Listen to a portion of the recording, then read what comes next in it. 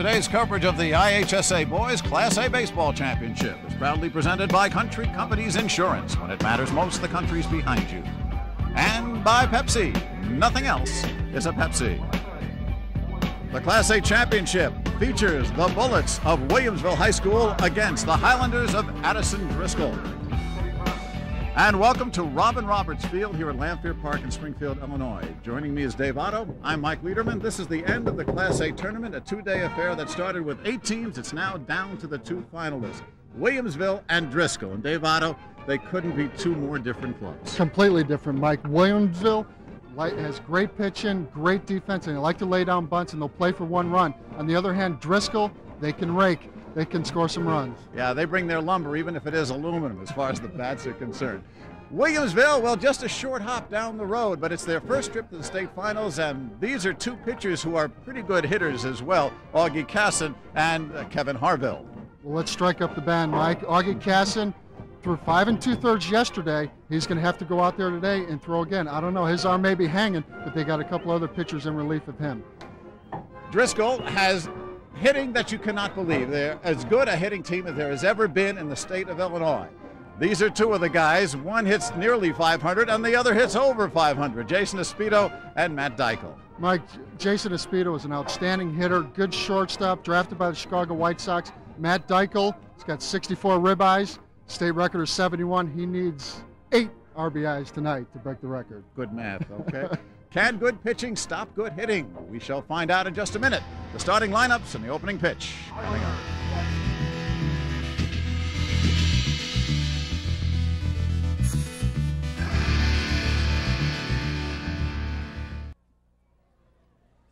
There's a look at Lanphier Park coming in from center field. It is a night that we hope will not bring us any rain. It has threatened all day, but so far so good. Let's take a look first at our Country Company's starting lineups for the visiting Williamsville Bullets. Starting off with Scott Vansel at second base. Kevin Harville will be at shortstop. Augie Casson, the pitcher, will bat third. Dan Seaman, the right fielder, batting fourth. Josh Overmeyer at second base, followed by Matt Monty, the first baseman. Good catcher Bobby Smithers will be hitting 7th. The only freshman in an otherwise senior lineup, Mike Oglesby at third base, and the left fielder Kurt Cardone. An interesting lineup because unlike most other schools, they do not use a designated hitter.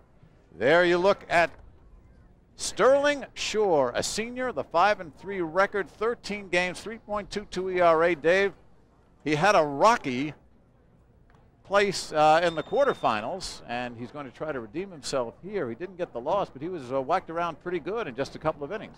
Well, and just talking to Paul Mazuka, the pitching coach for Driscoll, he only threw 40 pitches, and this is the biggest game of his career up to this point, so I'm sure he's not going to be any kind of stiff, and he's going to go out there and give it his best. Defensively for the Highlanders of Driscoll, first in the outfield will be Shane Newen left, Matt Driscoll, the center fielder, Christian Banach in right. The infield left to right, Mike Keegan, Jason Espedo at shortstop, Mike Wisniewski at second base, and Jason's little brother Jeff over at first. The battery will be Brian Rust and Sterling Shore. The weather conditions as you look at the clouds that we hope will stay high. It has been a balmy day. Temperatures in the 60s, 69 right now. The humidity has dropped some at 42. The winds from the southwest at 10, and there is, as there always is in this tournament, a chance of rain. The wind was blowing straight down earlier today, but now we got a little wind. Now it's blowing from right field to left. It's a pretty good breeze. First pitch of the ball game. Ball 1 low to Scott Vansel. Vansel batting .424, 4 doubles, no triples, a homer, 20 runs batted in. Back in the leadoff spot after being there most of the year. Straight overhand and catches the inside corner, strike 1. Mike, I like the strike zone. I wish they had the strike zone for me. You know, for a major league pitcher, you're going to see a wide expanse. Here's the 1-1. Sterling Shore finding the outside part of the plate, coming straight overhand. Well, he is straight over the top. He's got a real long arm. He long arms the ball, which is good because you get maximum velocity that way. 1-2. shot almost took apart his coach, Doug Furlow, in the third base coaching box.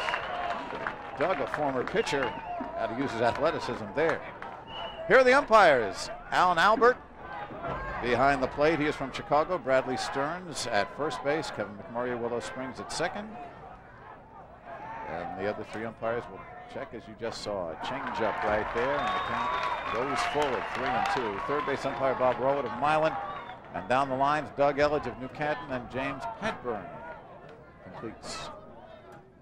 Payoff pitch gets him, and Brian Rust will make the play to first base. So, one batter, one strikeout for Sterling Shore. Mike, it is so key to get that first guy out. Then you don't have to pitch from the stretch, and no matter what happens after this, you can get out of it with a double play. Brings up Kevin Harville. Harville, an excellent contact hitter. He is playing short tonight. Drops that one in for a strike. Mike, we saw him throw this afternoon. He was outstanding. Great breaking ball. Harville pitched a complete game, four-hitter. On the ground again, foul down the third base line. Harville gave up just 4 hits, no runs, struck out 10, walked only 1 in a semifinal 1-0 victory over Olney Central. What a game that was. You know what, Mike? He may be in there tonight. 0-2. Line shot, first hit of the ball game into left field. Going down is Shane New. Still a little slick out there. We have had some rain over the past couple of days. So an 0-2 pitch, and Shore is kicking himself for that one. First hit of the ball game. Mike, you got to stress in that situation, you've got to bury that breaking ball down. He just got it up, and if you hang it like that, good hitters will hit it. And it brings up opposing pitcher Augie Casson. Casson also leading hitter on this team. .490 coming into this tournament. Some ugly numbers. Well, as a pitcher, you'd probably say that, Dave. Some of us hitters like it. Short lead off first. And there goes Harville, swung on and missed. Here's the peg at second base on the hop. It's too late. This is a team that will run a lot. They are very aggressive on the base pass. They also bunt extremely well, and you see it from the get-go. Mike, and that's how they put pressure on the team. Puts pressure on the catch right here. He's got to come out of the chute, and also Sterling Shore's got to be quicker to the plate with rabbits on the bases. Runner in scoring position. One out here on the top of the first. Again, an off-speed pitch. 0-2. Casson, 170 pounds, 5'10". Got a couple of home runs, decent power. Here's the 0-2. Waits that one up high. You know, the first inning is so key to get your rhythm right off the bat. You could have good stuff in the bullpen, but then you go out there, it's a completely different story. 1-2 pitch with strike 3, and he ran to first base. He was called out. There's a question of whether the ball touched the ground, in which case the player would have to wait at first. So after that meandering journey, this is still a plain old strikeout. Second K of the evening. Batter now, cleanup hitter, Dan Seaman, right fielder. 9 doubles, 4 triples, a home run. Takes it up high, ball 1. Mike, Dan was supposed to pitch tonight, but according to Doug Furlow, decided to go with Augie Casson. Augie Casson said he felt good. I don't know how he could feel good after throwing 5 2/3 yesterday, but through for a base hit. Harville coming around. Throw goes into second base. It is cut off. And right away, Williamsville leads 1-0. Seaman wasting no time hitting the first pitch where it was pitched, right up the middle for an RBI, his 36th of the season. You know, Mike, in this situation, you don't want to give him too good a pitch to hit. You've got an open base, but he didn't make a good pitch right there and drove it into center field. And it is 1-0. As Kevin Harville scores the run. Still 2 away. The lights are on as it is dusk. Nothing doing on the throw over. Well, you wonder with Driscoll, semifinal. As the ball goes back again. Rock Island Alm in the semifinal opened up with a 2-run homer in the first, and that just got Driscoll mad. They ended up scoring 8 runs in the third, batting around, and 2 more, 11 men to the plate. Got some guys that can rake. If they keep them close, look for a good ball game tonight because they can swing the sticks.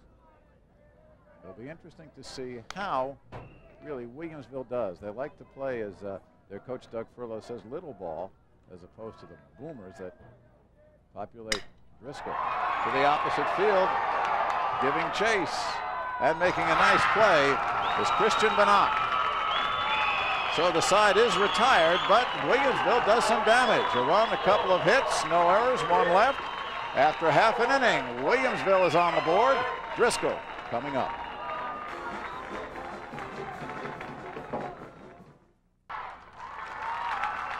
To the bottom of the first, and for Country Company is the starting lineup for the home team, the Highlanders of Driscoll, and it is a potent offense. We told you they are a bunch of hitters. Look at those numbers. Shane New leads off in left field. Mike Wisniewski at second base. Jason Espedo, the shortstop. Matt Driscoll in center field. Christian Bannock in right. The catcher is Brian Rust. Jeff Espedo over at first. And the DH, Mark Trent, hitting .404 and batting 8th. And Mike Keegan, one of the 2 juniors on the team, will bat 9th. There is Casson. His record now, that's before the playoffs. With the playoffs, he is 12-1, 1.56 earned run average. Decent numbers. Again, not overpowering. And Dave, as you said, he went about 6 innings yesterday. It'll be interesting to see what he had. Defensively, left to right in the outfield, Cardoni, Overmeyer, and Seaman. Infield, Oglesby, Harville, Vansel, Monty. Third to first, and the battery, you see it there with Smithers and Casa. And Augie opened up with a breaking ball. I love pitchers that open up with breaking balls because it establishes it early, and then that makes your fastball good later on. Shane New, one of 4 left-handed hitters in this Driscoll lineup. And Jeff Sefcik, the coach, alternates them left, right, left, right. New, .351 batter, 3 home runs, 20 runs batted in. 2-1. 4 for 4 in the semifinal for Shane New. 5 for 8 in the tournament. He is a streaky hitter, as you can see by what we just told you. He's got a hot bat right now. Up high, ball 3. And he's a rocket scientist. He's a rocket scientist. 3.95 GPA. Okay, he's a rocket scientist. Yep. Fouls it back down the left field line. My GPA was half that, Mike. I know.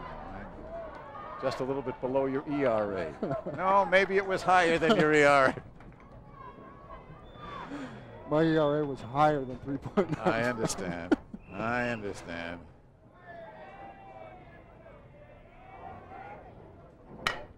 3-2 pitch. Harville just gets it. Kevin Harville had to wait for that ball to come to him. Showed the arm. Kevin Harville threw 7 innings earlier in the day, and he throws a Zetron over to first. I couldn't even brush my teeth after throwing 7 innings. Ouch. Gets him by a stride. So 1 down, and here is the second baseman, Mike Wisniewski. Wisniewski, 5'10" senior, hitting .412, 3 home runs, 29 batted in. Good power. To the opposite field. Seaman is there. 2 out. The wind has been blowing from right field to left. Now it's switched, blowing straight in, which will hang those balls in the air a little bit. And here's Jason Espedo. Espedo played in this game as a freshman. He was a shortstop much of the year, brought up as a freshman by Jeff Sefcik. Now he is a full-grown senior, drafted by the White Sox with a scholarship to the University of Texas. Left-handed batter, as you see, with a good cut, strike 1. Espedo 6'1", 185, grown a couple of inches and about 15 pounds since his freshman year. You know, Mike, when you draft a person, you look at their body and see whether they're going to fill into that body. Tough play off the glove of Matt Monty. Backed up and beautifully done at second. So Matt Monty can't handle it, but Scott Banther goes behind and gets his man. Excellent play. Nothing across. No runs, no hits, no errors. End of one. Williamsville leads by 1. Top of the second we go. Tell you the broadcast rights for this event have been granted to Sports Channel on Intersport Television by the Illinois High School Association. Any reproduction or rebroadcast of this event without the express written consent of Sports Channel, Intersport, and the IHSA is prohibited. Let's take a look at that last out in the bottom of the first. Heads up play by the second baseman. And I'll tell you what, Augie Casson got over there great. When the ball goes to the right side of the infield, the catcher's yelling at the pitcher, get over, get over, get over. Did a great job. And you can see the instincts of Augie Casson. Obviously a great job by the second baseman Banser, but Casson made the play. We are starting to get some rain, and the crowd starts to head up to the protected part of the stand. This is Shore pitching to Matt Monty. And the rain, this is the hardest it's rained all day. But you can see it coming down. Plate umpire, Alan Albert.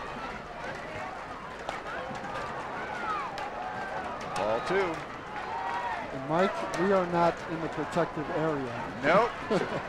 This could be an interesting time. It looks like it's only going to be for a few minutes, but it'll be interesting when it comes. Straight up, second base, a tougher play than it looks, and we'll tell you why. Second baseman Wisniewski makes it. But Dave, as you go back on that turf, the infield just slopes down into the outfield almost 2 feet, and the infielders have to be very, very wary of going back, otherwise it's easy to trip. I think the coaches, both coaching staffs have done a great job. They've come out early and thrown pop-ups to the infielders because that can be very tricky. I have not seen a field like this. Good bunt by Smithers. And the catcher lays down a beautiful bunt and beats it out for a base hit. So Bobby Smithers shows you the type of offense they'll use. Smithers is a big, strong guy, caught the third baseman napping, playing deep, and absolutely no chance there. And right away, Jeff Sefcik is coming out and having a discussion here with this pitcher. And obviously, it's given him a heads up.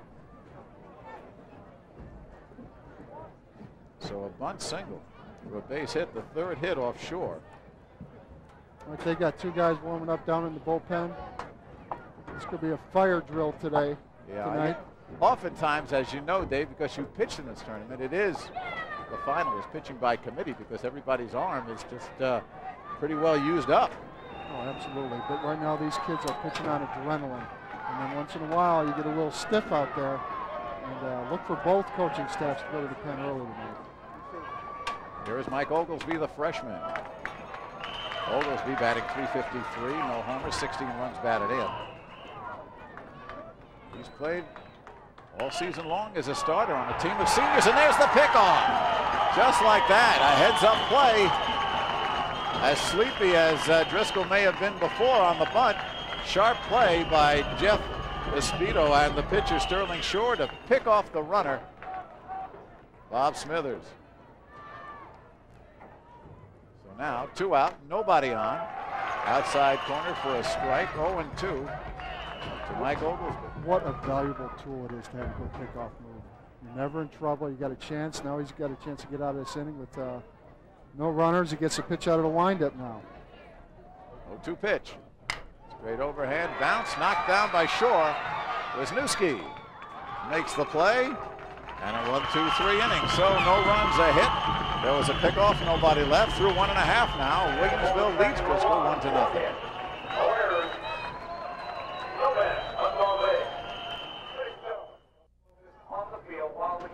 Well, the rain continues as we go to the bottom of the second inning here at Lanphier Park in Springfield. Driscoll will send up its number 4, 5, and 6 hitters. And you always talk about the heart of an order. As Dave Otto's dad, Al, shows up with an umbrella. That is definitely worth a mention. Oh my gosh, what a guy. How about, Al, just wave right there. You deserve it. You get on camera for that. Look at that. Isn't that wonderful? That's my dad.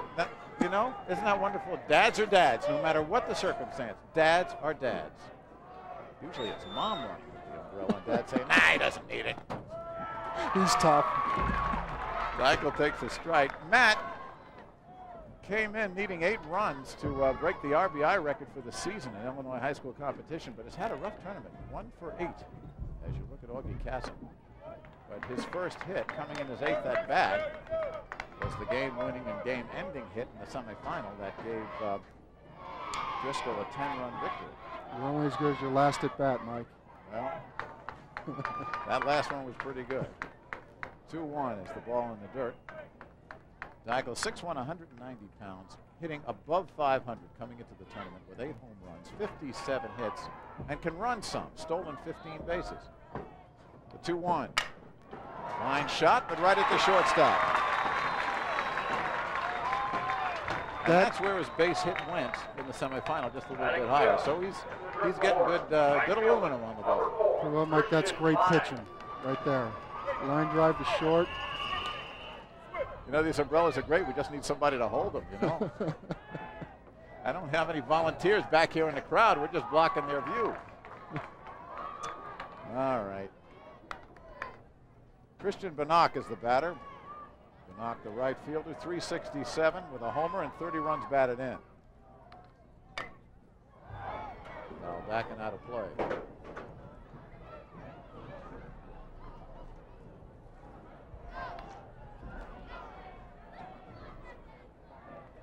Banach, 5 doubles, 4 triples, 16 stolen bases. The rain has let up. It is still dribbling a bit, but the sky looks brighter above. 1-2.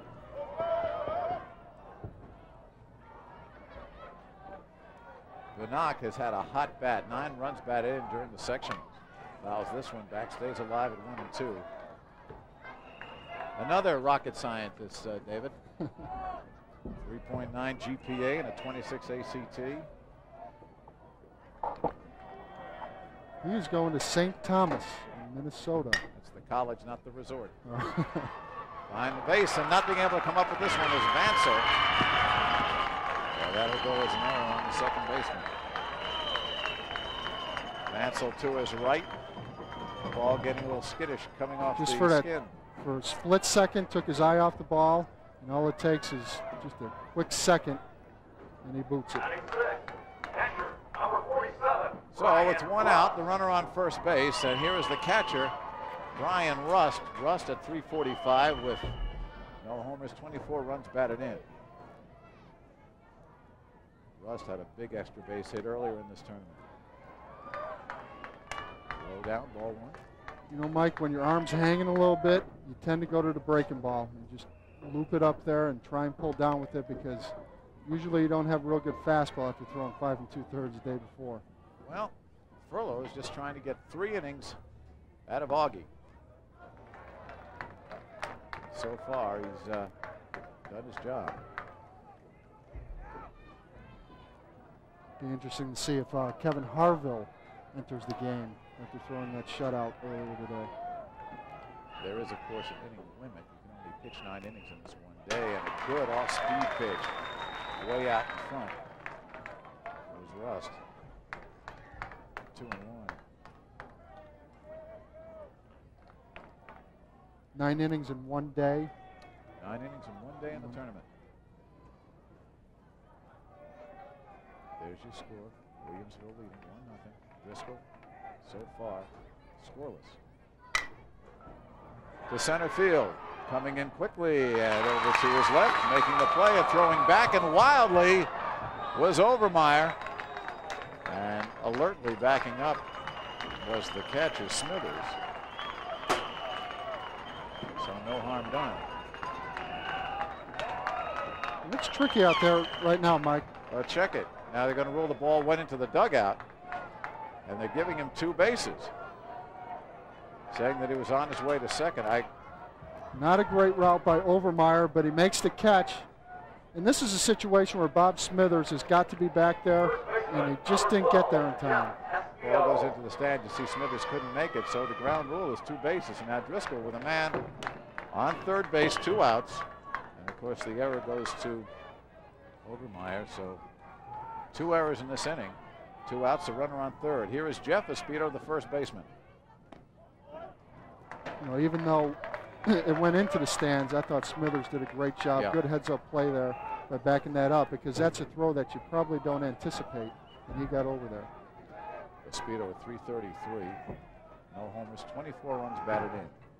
One of 2 juniors in the starting lineup. Mike, I hate throwing out of the windup with the man on third. Oh. Because you're not sure which leg to step off with, because if he steps off with his left foot, it's a balk. Yep. And I've tried that, and I stand on the mound and I go, gosh, which foot is it? You end up with your legs in a pretzel. 3-0 pitch. So on 4 straight, the first walk given up by Casa. Now you pitched down here when you were in high school, not too many years ago, Dave, right? Which was what, 1982? 1982. How far did you get? Tell the folks. Oh, quarterfinals. We lost in the quarterfinals 1-0 to Edwardsville. And I'll tell you what, that may have been one of the biggest thrills to play down here in high school. I mean, these kids have been together for 2-3 years, and then to make it all the way downstate, what a thrill for these kids.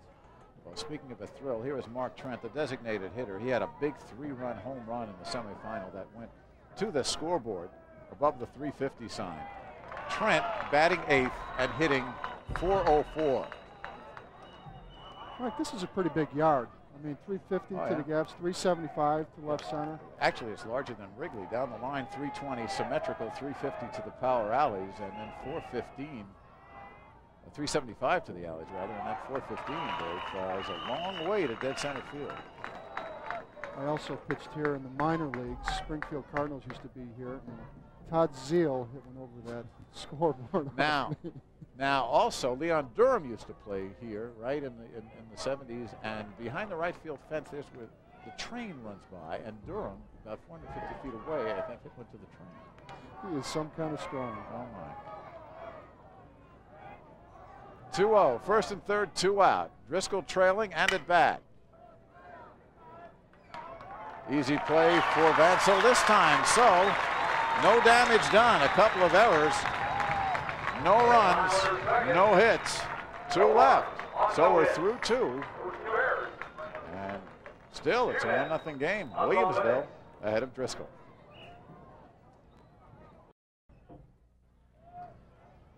Our next IHSA event on Sports Channel comes your way on Sunday, June the 8th at 5 p.m. We bring you the Boys State Volleyball Championship from Fremd High School in Palatine.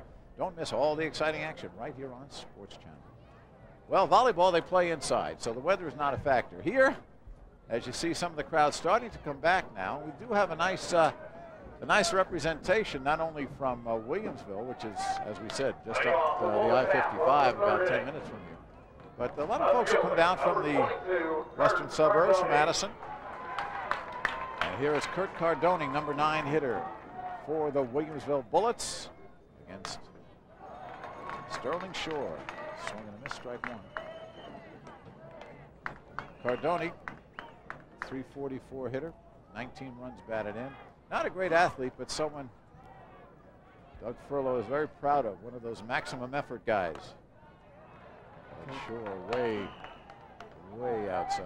Like I tell you what, Cardoni stuck the fence out in left center in the first game today, semifinal game. He's got some pop. Bounced it over third base and fair down the line. Quickly trying to cut it off is Shane New and making a wide turn, but going back to first is Cardoni. Good fielding by New, because when that one was hit, it looked like 2 bases. You know, that ground right in front of the plate must still be pretty hard, because he hits this right on the ground. This third baseman has to play in, but great hustle by Shane New. It's over there. Arm. Yeah, he's got a good arm too. So there's a leadoff by Cardoni. So we go around for the second time in the order. Here's Scott Vansel. So the first no play. Mike, the best left fielder I've ever seen on a play like that is Barry Bonds. He gets down that left field line. You cannot hit a double down that left field line. He fields it, spins, doesn't even look, and throws it to second base. See the runner lead off as the play comes on. As they ran a wheel play with the second baseman trying to sneak in behind. Both these teams are very heady. We've seen a lot during this two-day tournament. A lot of wheel plays and running the infield in and then having an infielder sneak up behind, and it's worked against other teams. But these two teams know each other's tricks pretty well by now. Mike, both of these teams are very well coached. Jeff Sepsic and Doug Furlow are outstanding coaches. 1-0 pitch off the glove of the catcher Rust, and making a turn at second. And staying there is Cardoni. So Williamsville with another threat now, and people are wondering, especially the murmur around here, remember that Driscoll averages better than 10 runs a game. It's the second inning they haven't scored. Now it's the top of the third.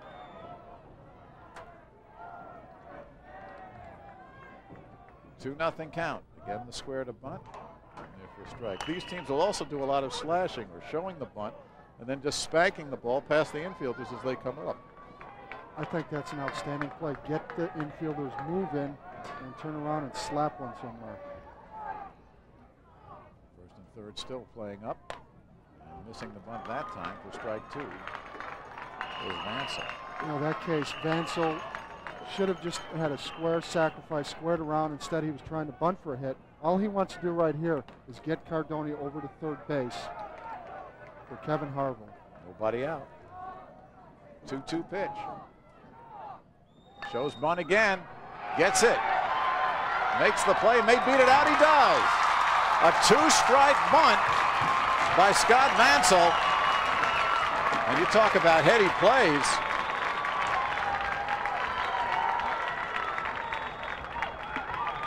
This time he's got 2 strikes and he's squared around good right there. He's lucky he didn't pop that up, but luckily he got it down.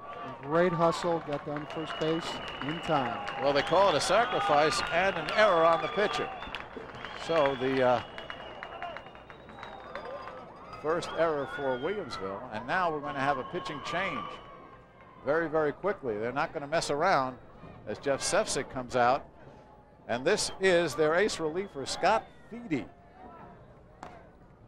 Thede is coming on here in the third inning. He is their Mariano Rivera, Mike. He's got a long setup because we're only in the third, even though we're playing 7. Well, Thede is somebody, as the coach says, when you see him warm up, you can't wait to grab a bat. But all he does is get guys out.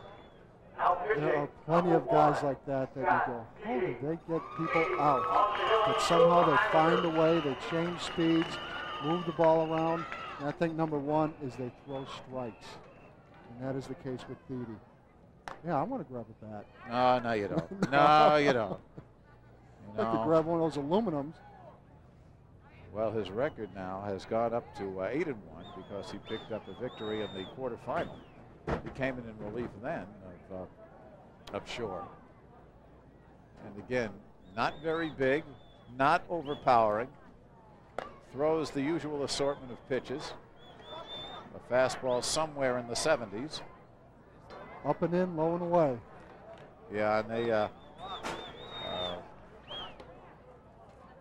pitching coach Paul Mazuka, your buddy, talks about how well he does keeping the ball low. So we will see, because he has got a big job here with runners at the corners and nobody out. And Kevin Harville up, who singled and scored back in the first. You know, this is Driscoll's whole year right here. Paul Mazuka has done a great job with that pitching staff. They don't have one stud ace to go to. Bullpen by committee. They've done a great job handling their pen. There's the action with Jeff Espedo holding the runner at first. He can't break in. Meanwhile, at third, Keegan is playing on the cut of the infield grass and is coming in. And this one's going to find the hole. One run is in. Runner goes to second, so first and second, still nobody out. And it's a 2-0 ball game. Kevin Harville, his 40th RBI of the season, right through the hole. Did a great job of pulling his hands in right there. That fastball was in off the plate, and he drove it into left field. And there's the bunt attempt by Augie Casson. Each of these players, all 9 of his starters, Doug Furlow said he will use to bunt in just about any situation. A couple of guys maybe just a sacrifice, but just about all the rest can bunt for a base hit. You know, at the high school level, the more pressure you can put on that defense. And there's one right back to the mound. Will he go to third? No, he looks that way. Goes to second base, so the sacrifice gets done by Casson.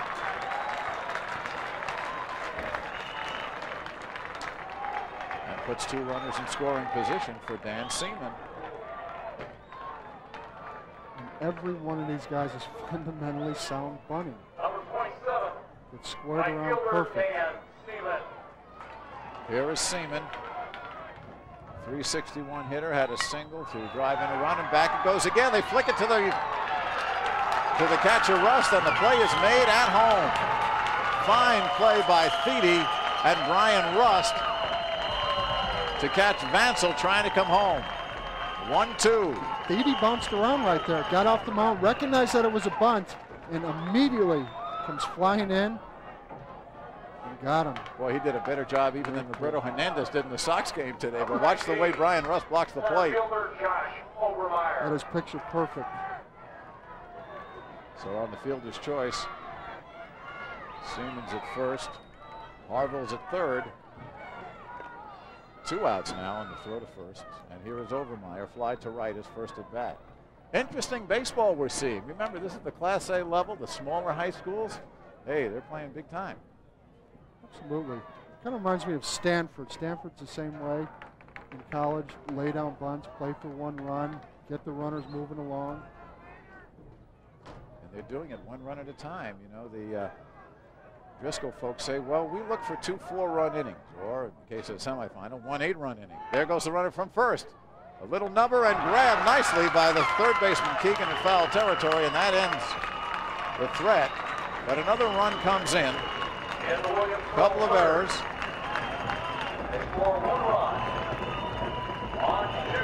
There were 2 hits, and they left 2. So, middle of the third, Williamsville now with a 2-0 lead.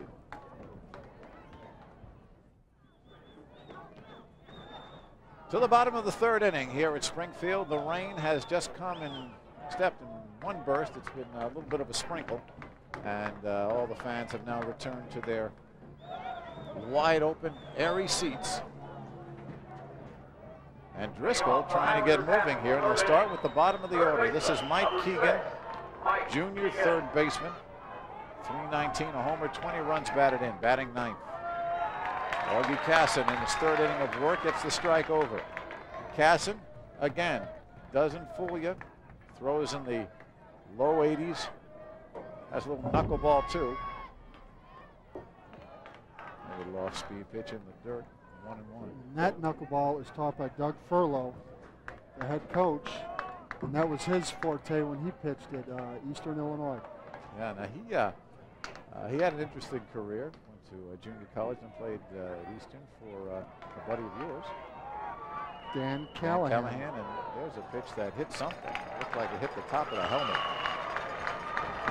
And to first base goes Mike Keegan. There's a danger. There's a danger with this. I think this hit a couple different things. No, it just looks like it just grazed the helmet. I guess it didn't hit the bat because Alan Humboldt, the plate umpire, immediately awarded first base to Keegan. And you know Doug Furlow is going to look at Augie Casson pitches like that because that was a breaking ball and he left it up, and that could mean that he's getting a little bit stiff out there. Here is Shane New as they start the second go-round of the lineup for Driscoll. New grounded to short, leading off the ball game. Shane New, 7 doubles, 2 triples, 3 homers, 20 runs batted in. Runner goes. The throw to second. Nicely done once again. Smithers with a gun. Throws out Keegan. Smithers is showing something. Showing me something. He's got great footwork behind the plate. And he gets out of the chute. Doesn't have a great arm, but he makes up for it with great footwork, and he throws a P down the second. Perfect throw. Back to live action. Pitch is fouled off.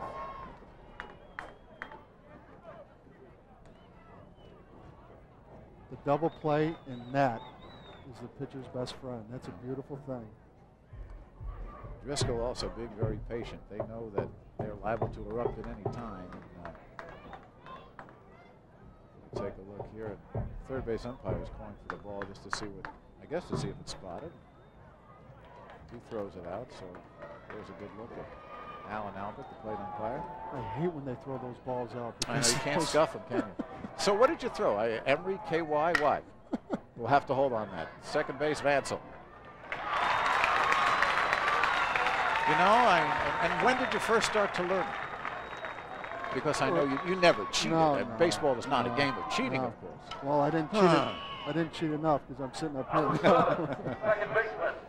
You were the show. But you know what? You first learn it when you get a scuffed up ball that you throw in the dirt and you get it back. You don't even realize what you're doing, and you throw it, and it takes off like a wiffle ball. And then you go, oh, maybe we got something here. As Mike Wisniewski steps in for his second at bat, fly to right. His first time up. 2 outs, nobody on. Bottom of the third inning, 2-0. Williamsville in the purple against, or depending on your set's color, blue, against the black and gold. Driscoll. You know, you can get away with a scuff ball in the minor leagues because if you throw a ball in the dirt, they don't change balls. But in the big leagues, they're checking, and those hitters are on it, and they want that ball checked all the time. Well, I'll tell you, there's a lot less scuffing going on in the IHSA too because the balls here have been provided. So there are a lot of cartons. They rubbed up 8 dozen. The fans in the stands can keep the foul balls. And the strike as Wisniewski started to go to first base on the 3-0. Mike's got some powers. You take a look at Casson trying to get through 3 scoreless innings. He walks the second batter. He must have a lot of confidence in his breaking ball to throw that 3-1 right there. Those pitchers amaze me that have more confidence in the breaking ball to throw for strikes than the fastball, and that's certainly the case with Augie tonight. He will now face a Speedo who hit a ball off the first baseman.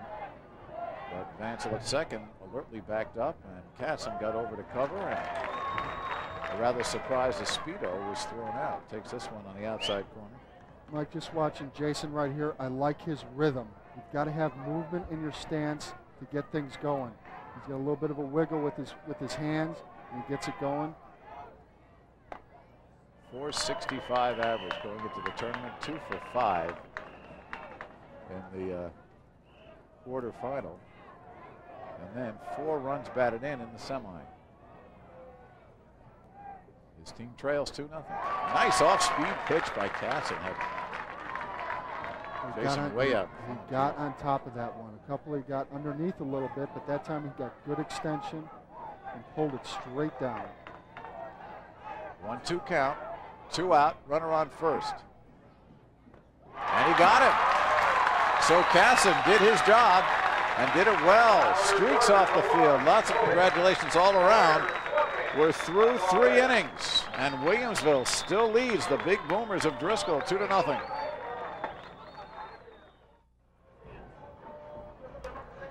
A look at the crowd here at Lamphere Park. And we go to the top of the 4th inning in a game that is moving quickly. The numbers 6, 7, 8 hitters for Williamsville to face Theed, who came on in relief back in the 3rd. Well, here we are. It's Dave Otto getting his arm limbered up, right? It's this first time you sat in this kind of seat when you played at this ballpark. Huh? You know what? Sitting up here, the game looks extremely easy. Yes, it does, doesn't it? Here's Monty, the first baseman. Popped to second, back in the second. Monty at 276. Scott Theed misses. Rolling inside, or just low, and it's 2-0. Theed working quickly. 2-1. in high school, if you can keep the ball down like Thede does, you can have some success. Thede with, again, a bit of a herky-jerky motion. I like the way he's got his, got the pants all the way up. Look at that. Deion Sanders. Yeah. He did it, of course, in memory of Jackie Robinson. Fouled away with 3 and 2. What else I like, Mike, he works fast, and that keeps the infielders and the outfielders on their toes, ready for every pitch. Were you a fast worker? Not as fast as I should have been. It's because I was always pitching out of the stretch. Yeah. Inside, he walks him, so Thede gives up his first base on balls. And the lead runner on for Williamsville, and here is Robbie Smithers, who laid down a beautiful bunt to get himself a base hit and then promptly got himself picked off. Always threats to steal and a throw over. When you're a threat to steal, that takes the rhythm right out of the pitcher. You're pitching out of the stretch, you have to throw over a couple times, and then you lose your rhythm as a pitcher. Breaking ball in for a strike. Thede again doesn't throw hard, but when he keeps that ball down as he's doing, he's having success. Again to first base. It'll be interesting to see what Thede does with Smithers here. Threw a fastball in. Now there's a huge hole between the first baseman and second baseman with the first baseman holding the runner on. You want to work a lefty away. Runner goes, popped up to left center.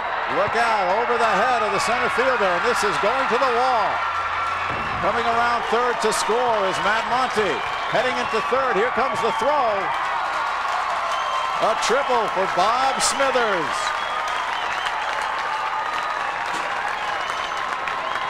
Earlier in the day, Dave Otto, that ball probably would have held up there for Driscoll, but the wind had just absolutely stopped, and the ball just carried over his head. And this one was hit. The wind is blowing straight down. Great extension right there. Power to left center field. And he put on the afterburners and got to third base. Great piece of hitting by Mr. Smithers. Relay comes in. Somewhat of a close play, but plenty of time for Bob to get in. So the catcher gets his second extra base hit of the tournament. And the lead is now 3-0. The runner starts to bluff. Or bluffs and starts to go, and the ball got by, but Smithers couldn't see that. That's exactly what we're talking about there. The slug bunt. Squared around, fake squeeze, and then swings, gets to, I'll tell you what, that third baseman charging. Watch your lips. Right, the freshman Oglesby up there at bat now. Nobody out, runner on third. Dropped at this one, straight up. And Rust makes the play. And that's the first out. And here is Kurt Cardone. Single came around to score the second run back in the third inning. That was a good piece of pitching, because in that situation you want a pop-up, and Oglesby got to pitch up in the zone, and Oglesby popped it straight up. Cardone, 2 for 6, pops this one over the infield and a scorer on. Once again, the third baseman Keegan has to be playing in, and this one just bounced right over his head. And it's a 4-0 ball game. Mike, you hate to have the infield in, but in this situation, you've got to play in and save this run. Does a good job, pounds it right into that hard dirt area in front of the mound and into left field. First run off. Thede again, this shows the bunt, the ball's in the dirt. Or was it a foul ball? Couldn't tell. It's called a strike. Maybe we can take a look at this one. I don't know, Dave, if he fouled it off or it just got away. It looks like the pitcher and the catcher got to get themselves organized here. Yeah, get their signs together. Anyway, it's a strike. I used to love the grounds crew keepers that would water the heck That's right, out of that area right in front of the plate. Turn it into mud. Now, when you get a neutral field, again showing bunt. Spanks it down the third base line, just foul. You look at the bat control that these kids from Williamsville have, and you know they know they're coming in as the underdog. Granted, they have the best record in the tournament. But the reputation of Driscoll, and they're not awed by it one bit. Not at all. They're a bunch of scrappers. There's evidence right here. The slug bunt. I am a big fan of the slug bunt because it forces you to keep your head in there on that slug bunt. Casey Stengel used to call it Butcher Boy. That's right. That's right. This is Vansel now, the one who bluffs. It does not go. Cardoni at first. 2 runs in this inning, 1 out. 4-0 for Williamsville. You see it there, the state Class A final. Here's the 1-2. Runner goes, it's outside, the throw down. Good throw. Again, Rust right on the money, fired a strike and cut down Kurt Cardoni.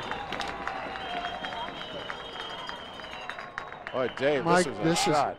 This is not an easy pitch to throw on right here. Brian Rust did a great job. Little miscommunication between the shortstop. It's really the second baseman's play. Vansel, meanwhile, hits this one to left, coming in quickly and finding it bounce in front of him. Shane New. So that caught stealing even more important for Driscoll. As Vansel gets his first hit, 3rd of the tournament. 2 out, runner on first, and here is Harville. Harville 2 for 2. With the stolen base, scored 1 run. And went in on the ground right to a speedo. And that'll do it for the inning. But 2 more runs come in. 3 hits. No errors, a man left. So Driscoll fans are waiting for their team to wake up. Meanwhile, Williamsville playing little ball, and they're doing it in a big way.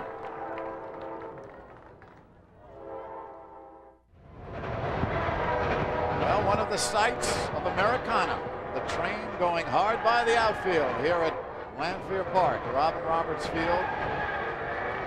Yes, sirree. And Durham's ball has just landed. Yeah. Just a little extra, folks.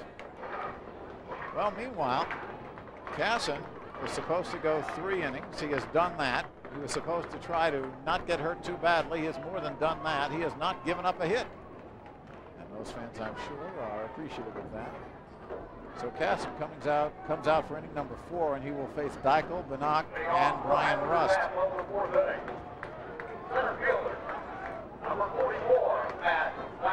Matt Driscoll, again, looking to get on track in this tournament. 1 hit and 9 at-bats, and he is a .500 hitter for the season. Well, he's just spotting that ball up there, not giving him anything, nibbling here, nibbling there. I have been surprised with the pitchers here. They are actually throwing to location. That catcher is moving. Outside corner, strike one. Pitchers are hitting their targets. Again, if you're not familiar with the format of this tournament, the teams go through the regionals and sectionals and then come down here, the Elite 8, if you will, as that ball is up tight, 2-1. And they play a 2-day affair where the teams to get to the finals have to win 3 games in 2 days. Quarterfinal game on Friday and the semi and the final here on a Saturday. Driscoll bounced this one foul down the 3rd base line. If you're not deep, if you don't have a deep pitching staff, you've got all kinds of problems. And one of the things about Driscoll that made them suspect was their pitching staff. As Jeff Sefcik said, we don't have a number 1 starter, we have 4 number 4 starters. Well, you know, that may have been a little cruel to his guys, but he doesn't have anybody who can get the big strikeout, and yet they were very, very serviceable. And the young man named Nick Wood pitched a complete game in the semifinal, just giving up 2 runs, none after the 1st inning. Well, he was outstanding this afternoon. That one in the dirt takes a full count now, 3-2. And that is a good point. You want to have somebody coming out of that pen that can get a big strikeout with the man on 3rd. And that's, you can't have everything, but that's one of the weaknesses with Driscoll. Didi throws strikes, but again, he gets ground balls. And on the outside corner, strike 3. Driscoll didn't think so, but he's gone. Strikeout number 2. Well, watch where this pitch goes, Dave. Augie is a paint master. He paints the outside corner here. Well, he couldn't hit that with an ironing board. And here's Bannock. Hitting his spots. Outstanding. 2 walks, 2 strikeouts for Casson. Way wide with that one, ball 1.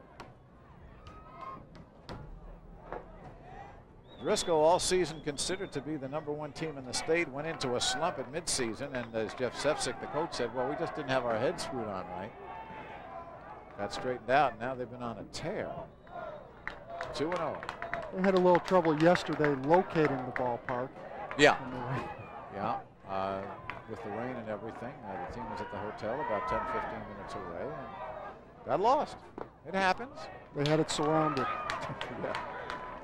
They finally had to get a volunteer fireman to show them the way. Sefcik was so angry.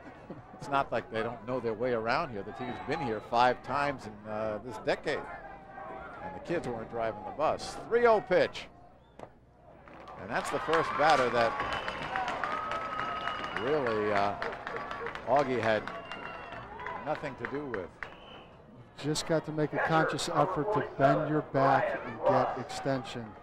I know that's difficult to do after throwing so many pitches that he has, but he's got to follow through. Now here's the catcher, Brian Rust. 0 for 1 with a fly out back in the 2nd inning. And he hits this to the opposite field. It's through for a base hit. Quickly picked up and thrown in by Seaman. So, and he almost got the force out at second base.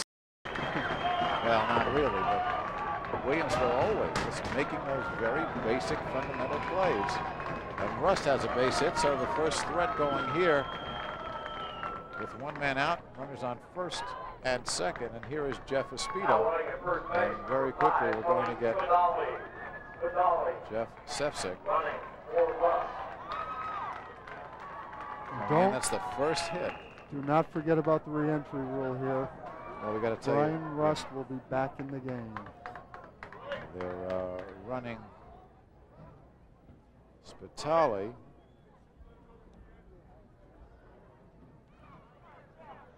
Pinch runner. Tony Spitali, number 5, a junior. And now the conference on the mound. I wouldn't be surprised, Mike, if they start heating somebody up down in that bullpen. Well, I don't know if they'll heat him up in the pen because it's probably going to be one of the other position players. Probably Harville. Well, that's a good point. First baseman, number 12, Jeff Espedo. And Spidali will pinch run. You know, when you come in from, it happens all the time, you're pretty loose. It doesn't take you that long to get loose on the mound, but you'd like to end the inning and then go down to the pen and at least throw a couple breaking balls and get it together a little bit. Jeff Espedo, the batter. 1st and 2nd, 1 out. Pitches outside, ball 1. Espedo walk back in the 2nd inning, batting .333 with a home run, 15 runs batted in. Younger brother, as we said, of Jason. When you talk about pitching, you make about 10 key pitches in a game. Fouls this one into the bullpen. And these are key pitches right here. Remember, we're playing 7 innings. And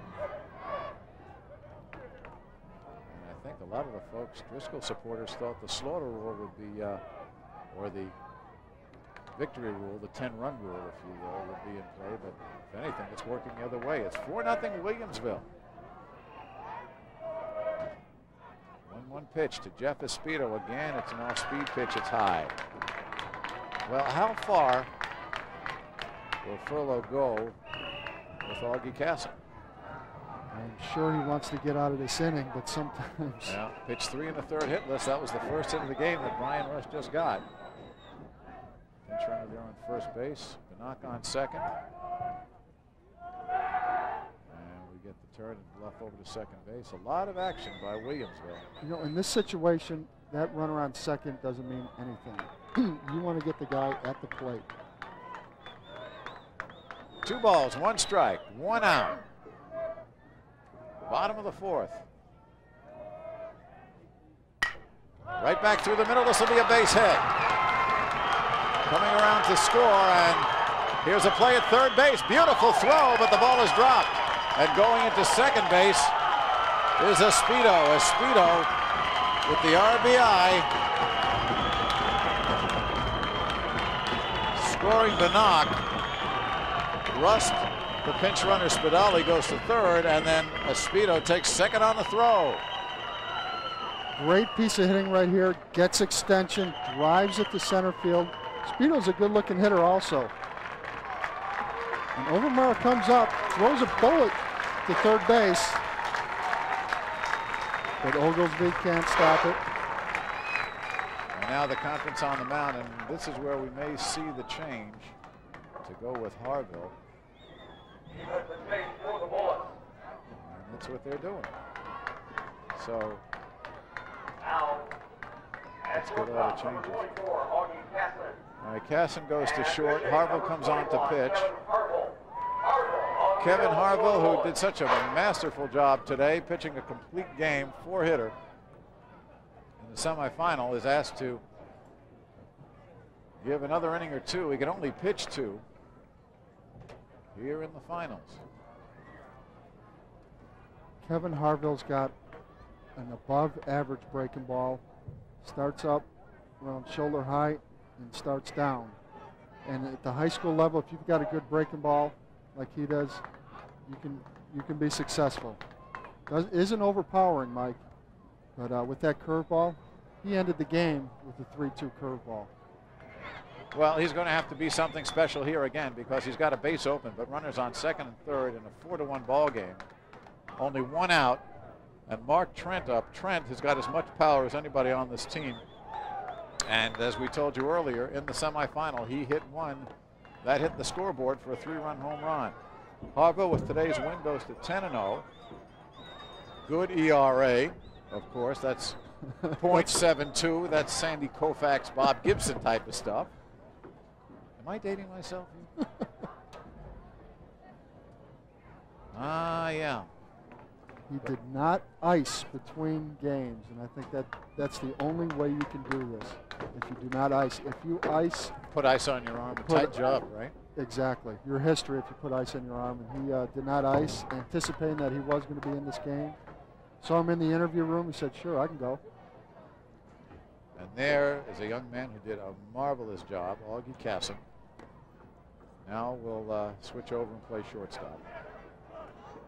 If you're used to the pro rule, of course, it's you used to see this, I think, more in the 50s, where they would take, a fielder and put him into pitch, or just move the pitcher to a right field from one batter, right? You can bring somebody into pitch for one batter, bring the pitcher back, and do a double switch.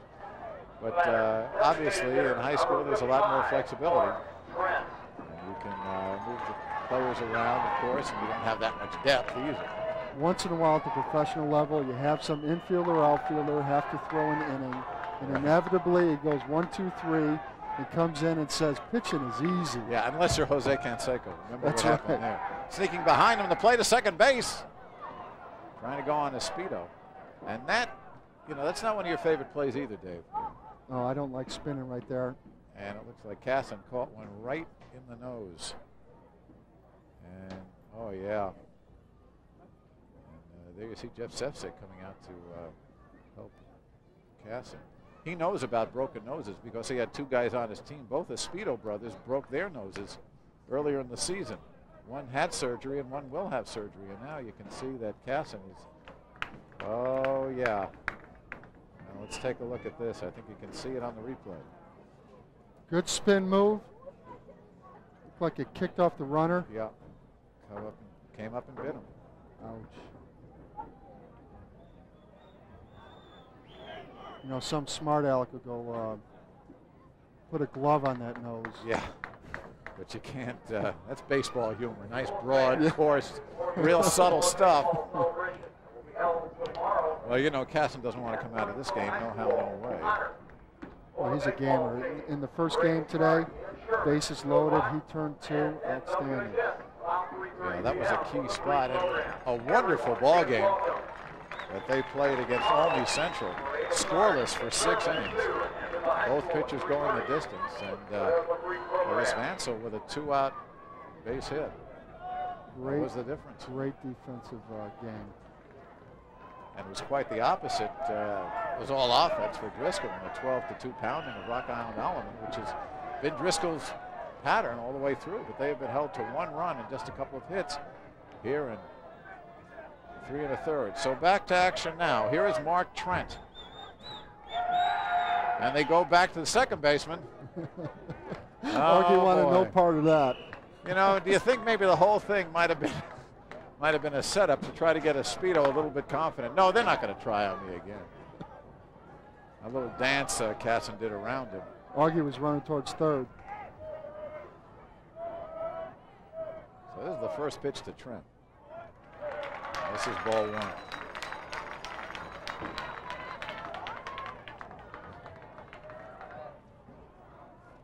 Trent batting 404 in the number 8 slot. 1-0 down low, 2-0.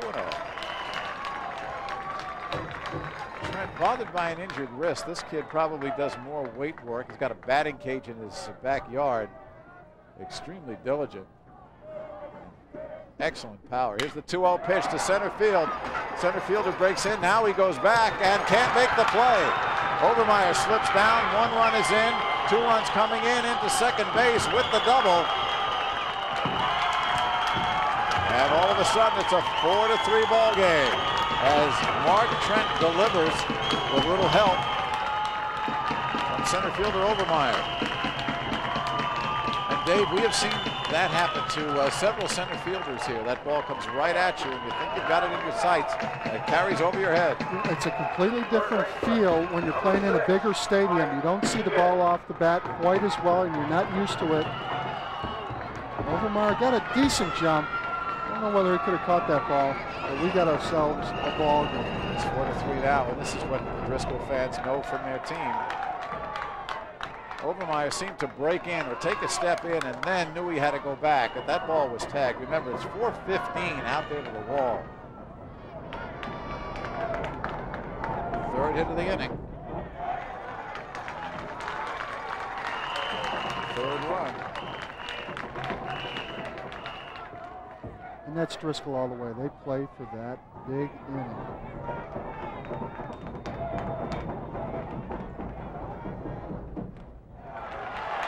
This is Keegan now. 3-0 count.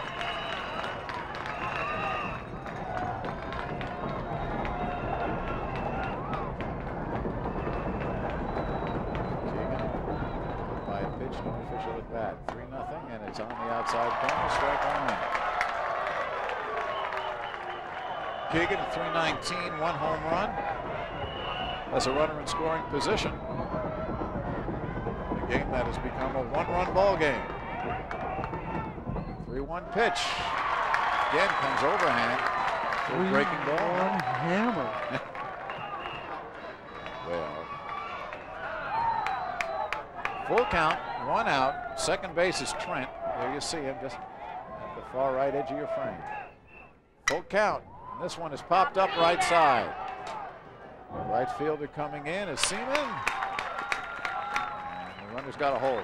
Mike, if you can do it, a 3-1 breaking ball is perfect in that situation. You have an open base and set up the double play, and at the same time, if you throw a 3-1 breaking ball, then the hitter has no clue what you're going to throw 3-2 because you've just proven that you could throw the hammer in 3-1.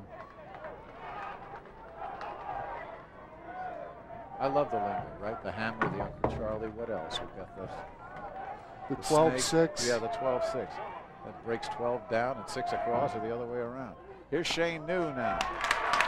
Takes a strike. Shane New up for his first time, 2 ground out, his third time, 2 ground outs so far.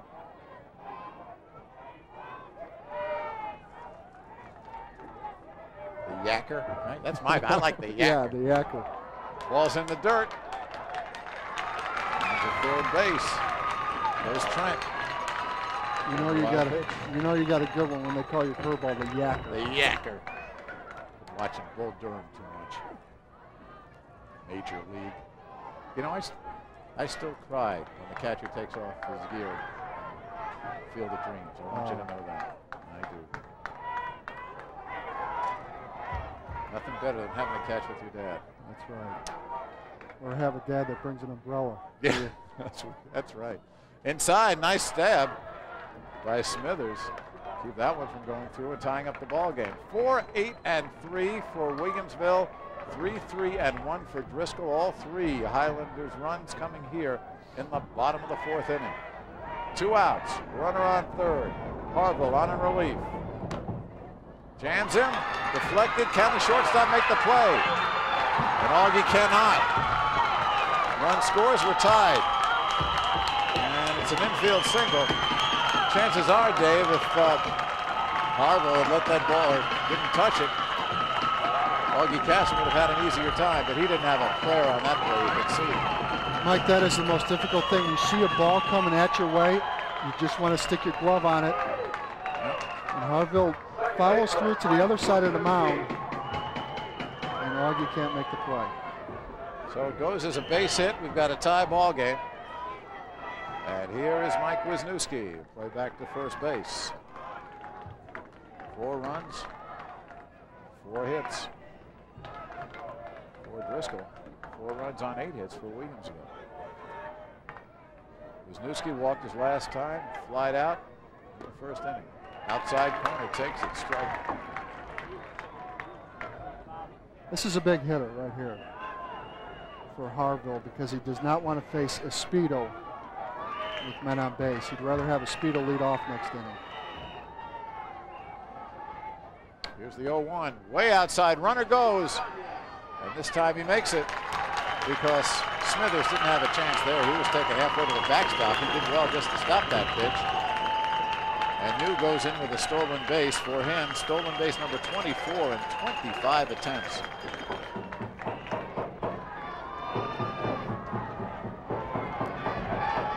So now, runner at second, 2 out, 1-1. Again, Smithers got to block it. Mike, the last 2 pitches, when you're hanging from 7 innings earlier in the day, you tend to yank things. And you throw everything away. You overcompensate for your tired arm. You try and use your body, and you bury pitches away. Missing, 3-1.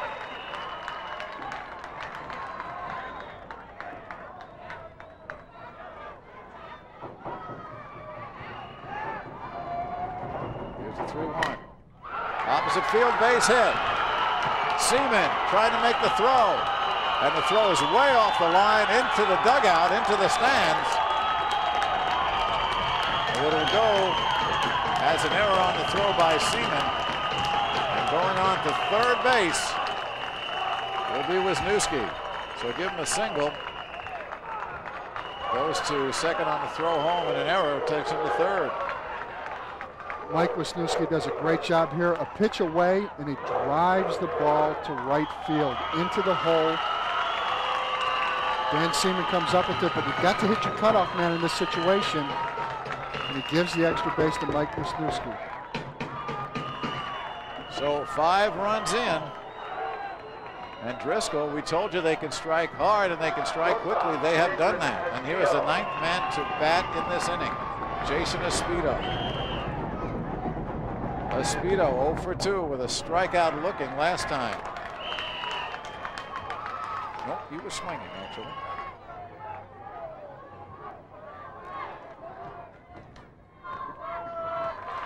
One and one. Espedo with a runner on third.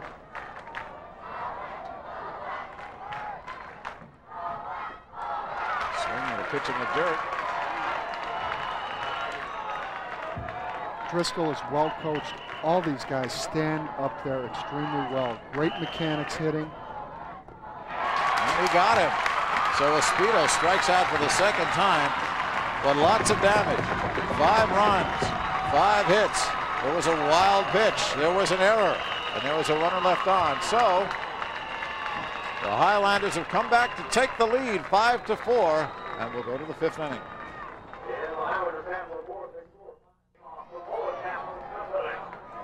night in Springfield. And we can tell you there's more great high school sports action Sunday, June 8th at 7 p.m. Sports Channel presents the Girls State Soccer Championships from Conant High School in Hoffman Estates. Join Brian Davis and Ed Vicinic for the play-by-play of the Girls State Soccer Championships right here on Sports Channel.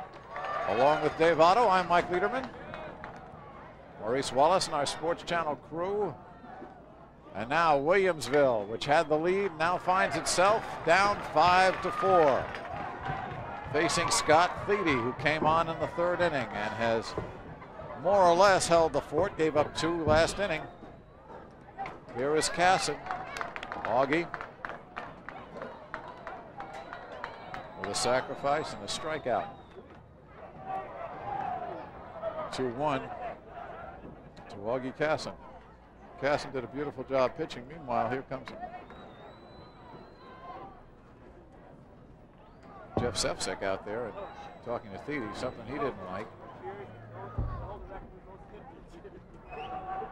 You can see that Thiede is doing the listening and Sefcik is doing the talking, which I'm sure happened to you a lot, Dave Otto. Not a lot of dialogue when the manager comes out, right? It's a monologue, right? No, when the manager or the head coach comes out, you know he's got something to say. The pitching coach will have a little conversation with you, but not the big fella. 2-1 pitch is high, so it's 3-1. Casson, Dan Seaman, Josh Overmeyer, the 3, 4, and 5 hitters for the Bullets. And Casson gets the walk. Second walk given up by Scott Thiede. Mike, we are seeing some tired arms out there right now. Yeah.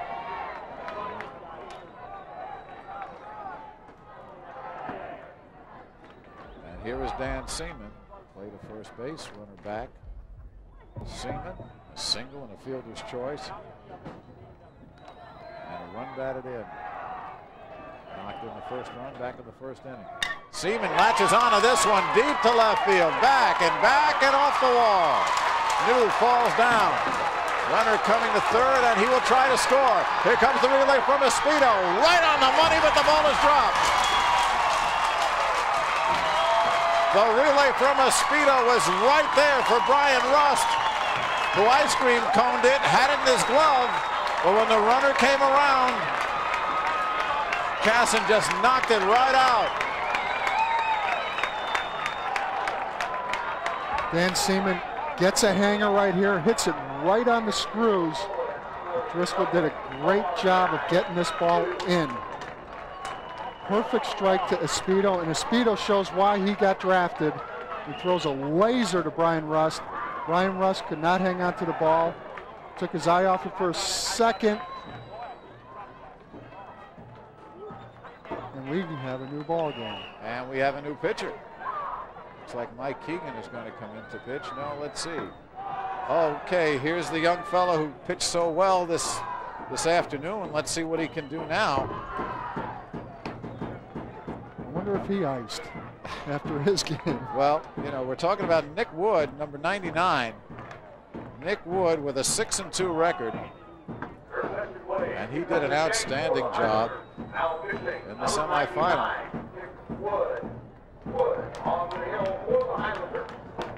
Nick Wood, a right-hander. All he did today was pitch the best game of his career. Wood, pretty much of a spot starter.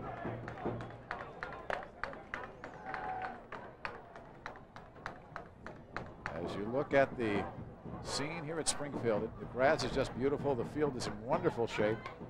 The rain that had peppered the field a little bit earlier seems to have gone away. There are still some clouds. I used to love coming here to play. It's great fans here in Springfield. So picturesque. There's Wood's numbers. There are Wood's numbers. 6-2 with the win in the semi. ERA not too good, but it came down today. He's a fairly big kid, 6 foot, 195-pound senior, and he is in a position here that certainly Jeff Sefcik didn't want to put him in, but they are down to live bodies and tired arms. If you can throw and you have a heartbeat, you're in there. Mark Trent, meanwhile, is Gone down to the bullpen to warm up for Driscoll. So nobody out. 1 run is in. And here is Overmeyer. And Josh swings and misses. Strike 1. Overmeyer 0 for 2. A foul to third after flying out to right. Overmeyer's job right here is to get the ball to the right side of the infield. Look for a pitch away and drive it that way. All tied at 5. Overmeyer shows bunt, takes the pitch inside. And as a pitcher, you always want to try and jam guys in this situation because you know they're trying to take a shot the other way at you. If you get it in on them, it's difficult to hit the other way. The 1-1 pitch. There's the bunt. Play will have to go to first. Wood over to Speedo, and that's the first out. Meanwhile, the runner advances. Both these teams are championship caliber, and they play such a different brand of ball, and we're seeing it so well right here. And here is Nick Wood.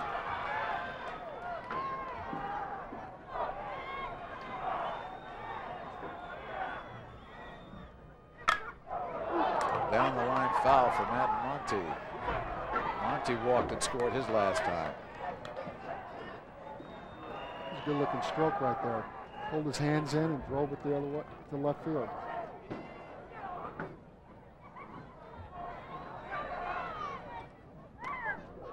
That pitch just off the inside corner. 1-1. 99. That was my number every year in spring training. you had that security, didn't you? That's right. And I bet you had your own locker too, huh? This one looped over the infield again, and what a play, but can't hold on as a Speedo. The run comes home. And it's a base hit from Matt Monty.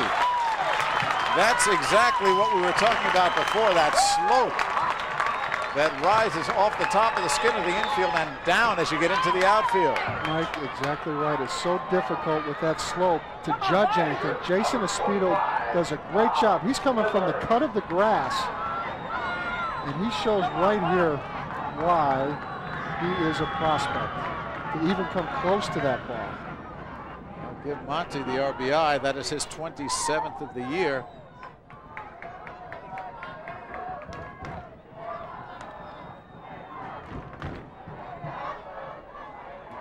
Still only 1 man out, and here is Bob Smithers. Smithers, the only lefty in the Williamsville lineup. Throw back to first. Smithers stuck the ball last inning. Bang that triple gap in left center. Then runner doesn't go. And there's a pitch on the outside corner for a strike. I love left-handed hitters that can hit for power to left center. As long as you don't have to pitch against them. That's right. That's right. I know your rap by now. I played winter ball one winter with Jim Tomey. Ah. And a 1 pitch outside. He could not pull a ball when he was younger. But then as he got stronger, he was able to pull the ball. But I like guys that go the other way early on in their careers and then learn how to pull the ball. Well, Smithers was a pull hitter. They changed the stance, and now he spray hits to all fields. It was interesting because he was nothing but a pull hitter, and Doug Furlow saw a hitch in his swing, smoothed that out, changed the stance just a few weeks ago as he takes the off-speed pitch, counted 2-1. And now he's much more of an all-fields hitter, and they play him just a little bit the opposite way. Runner goes back to the mound, looks towards second, but goes to first. He had a play there, but Wood took the sure out with 2 out. As a pitcher, you have to know the situation. You have to realize if the ball comes back to you, you got to make an attempt at second base. He had a shot at him at second base, but decided to throw to first. And here is Oglesby.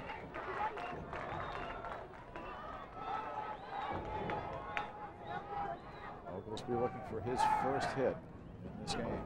Now we get a call from Alvin. Alvin may be did he call a balk or just call time? Call timeout. Runner runner was dancing off of second base, and the second base umpire, Kevin McMurray, I guess, called time as well. So here's the first pitch to this batter. Runner sneaking in behind the second baseman, sneaking in behind the runner. That was an emergency hack right there. Yeah.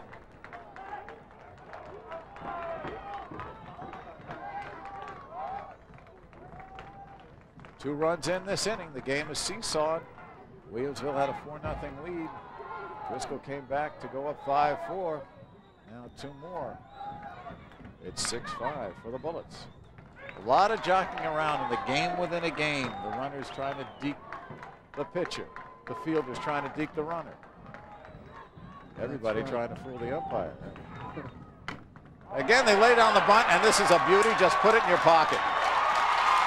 And the runner goes to third with Keegan looking toward first. The runner didn't stop, and Monty went right on to third base. Boy, that bunt is a weapon. This is a great piece of bunting. Gets his bat out there. Third baseman's got no chance there to field it. You're not expecting it in that situation with the man on second. You think he's going to try and drive the ball somewhere. You got men on first and third. Cardoni has got a couple knocks tonight. Yeah, Cardoni was 2 singles, scored a run. Knocked one in. There it is down the line. Foul ball. Just foul.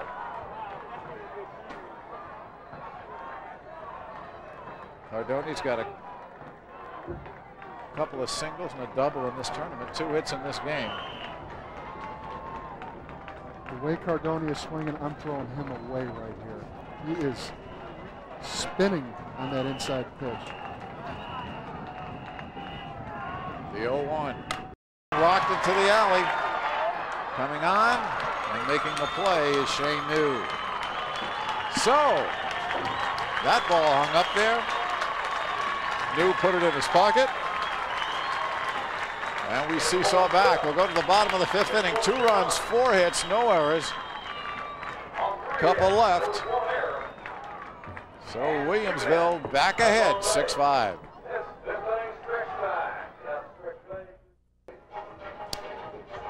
Okay, it is Let's Really Be Gross night here at Lanphier Park. Yes, sirree. No, not the middle. There we go. Okay. Got to be very careful. This is the 90s. Okay. Macarena night. I thought that was finished. All right. Meanwhile, more serious business at hand. We are going now to the bottom of the 5th inning. Driscoll now trying to get back on top. A 6-5 ball game. They trail. And here is Matt Driscoll, 0 for 2. As we told you, hitting 500. Having a tough time so far. They were just talking, Jeff Sensick was saying that Driscoll's such a good hitter, but he's not getting into the count. Yeah, he started him off with a strike from Marville. He's tensing up. This one is rocked to center field. Got a beat on it though, Overmeyer. Matty has hit 2 balls on the nose tonight, Mike. Yeah, the one too short. When you're struggling a little bit, it seems like the umpires put on gloves when they come up to the plate. Well, Overmeyer, again, that was one of those hit right at the center fielder, but this time the wind had shifted, it was blowing right in. And Overmeyer was able to take that one easily. Here is Christian Banach. Banach walked and scored last time, safe on an error back in the 2nd inning. This one sliced down the line of left, back, and making the play is Cardoni. Not going the opposite way, didn't get great wood, if you would, on the ball, but gave it a ride, fairly deep left field. Cardoni would play a lot of the hitters to go to the opposite field. Throwing them away, pitching them away, playing them away. Cardoni had a great jump on that ball. Ball is slicing away from the left-handed hitter. He got after it. Here's Brian Rust, the catcher. 2 up, 2 down. Rust singled, came around to score back an inning ago when Driscoll sent 9 men to the plate and scored 5 times.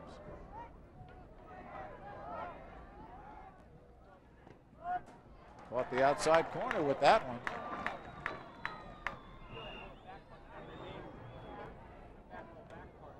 Kevin Harville, there you see him, the right-hander.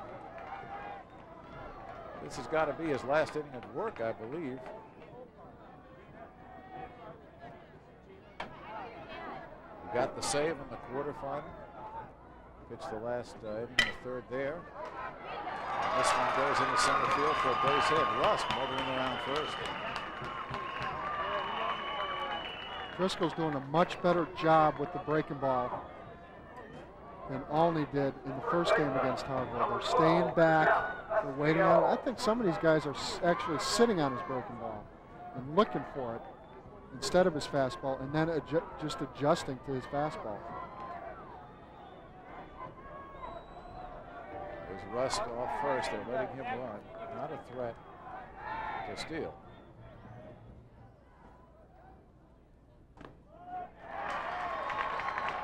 Now Speedo now. Jeff Speedo has had himself a nice night. With a single, scored a run and a walk. 2 out, runner on first. Driscoll at bat, trailing by 1 in the state finals. Reaches for this one and sends it back behind the left field stands. No car is safe in this parking lot, by the way. A lot of foul balls. I've been cringing. I'm right behind the plate. And very quickly, it's 0-2.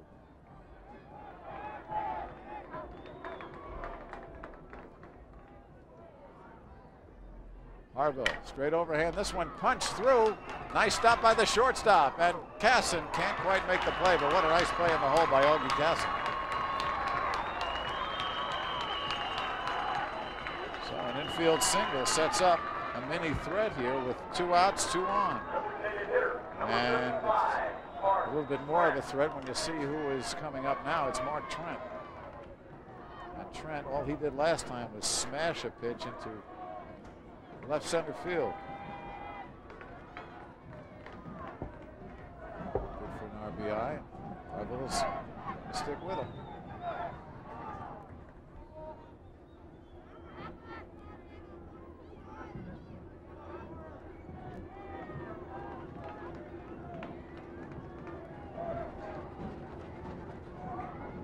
Straight overhead to Trent, strike 1. I don't know how many more bullets Harville has left. How many bullets for the bullet? The 0-1.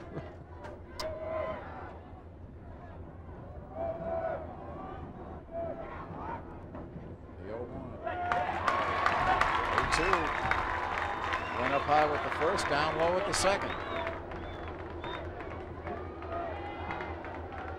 Trent, 3 home runs, 31 runs batted in. Batting 400 plus. Has a homer and a double in this tournament. 0-2 pitch. They set up outside. You can see it. And he got him right there. What a pitch. No runs, 2 hits, no errors, 2 left. Harville has done his job. The 6th inning awaits. Williamsville still by 1.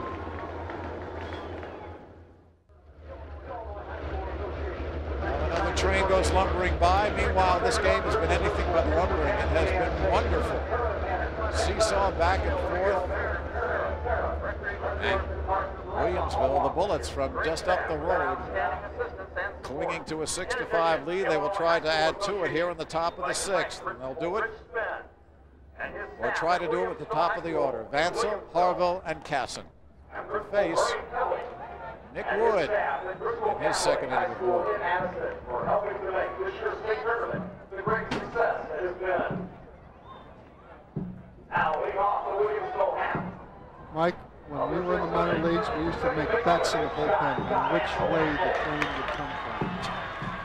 What's a lot of time on your hands. A lot of time on your hands. Vansel sends that one foul down the 3rd baseline. What else did you do in the bullpen? Password? Oh. A lot better than what David Cohen was doing. All right. We won't go there. Oh, what pitch? Password. He had an intellectual group. Oh, yeah. And this one popped up foul, and Rust makes the play.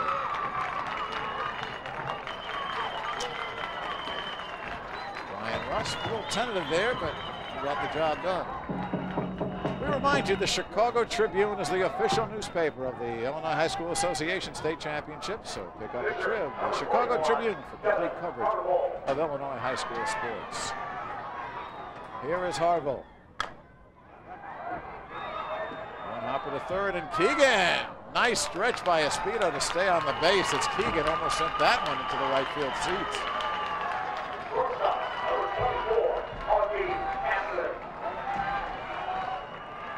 Well, it looked like an easy play, but great footwork by Espedo right here. Gets to the other side of the bag and hangs on. Espedo at 6 foot used all of it and used his right foot to stay with it. And here is Cassett. And Augie pops this one straight up. Second baseman Wisniewski on the call. Well, for the first time, a 1-2-3 inning for Driscoll. Nothing across. And the Highlanders will try to tie or get ahead. Time is running short. We're going to the bottom of the 6th inning. 6-5.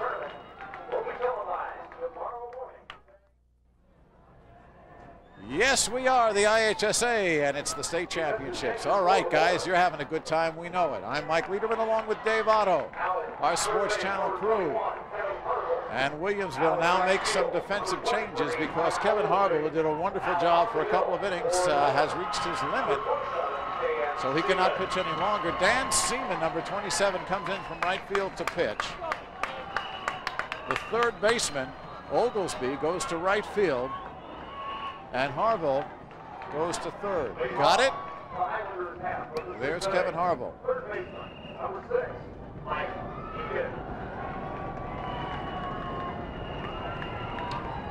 So here is Seaman, and he probably is the hardest thrower on the staff. Gets up about 83. Last pitched a couple of weeks ago. And this one, opposite field to right. Oglesby has to get by him. And the freshman quickly recovers, and this will be a double for Keegan. His first hit of the night. So that was quite a baptism for the freshman Oglesby in right. As Seaman's pitch, that's not his way to the opposite field. Like, that's not easy. All of a sudden moving to a new position, different look. You know, we talked about that. We talked about that with Coach Furlow. We said, you know, the kid's a freshman. They're moving him around. He said, nah, the kid can handle it. This ball slices away. Doesn't anticipate. When a ball slices like that, it can take a funky hop. Oglesby does a good job of getting it in, but that should have been a single. So the tying run on second, and that is the 8th hit for Driscoll. Here is Shane New, and he lays down the bunt, and that's going to get everybody a base. He laid that one. He couldn't have rolled it out there. There's the cliche. He couldn't have rolled it out there better. Exactly. And again, Driscoll has found 2 holes right here. Oglesby moves into right field. Now Harville's at third base. New position for him. Should have been in on the grass right here because he should have made this play, but was playing deep. Well, using a little bit of Williamsville's own bunt medicine. And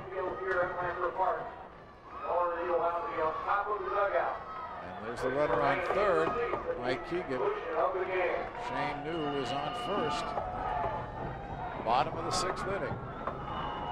Big thread here for Driscoll, trailing by 1. Here is Wisniewski. Singled his last time up. 4-12 hitter on the season. Seaman the stretch, and this one goes into the gap. No one's going to get it. To the wall. 2 runs are going to score. Wisniewski can motor. He's going to go to third, and he will go in standing up.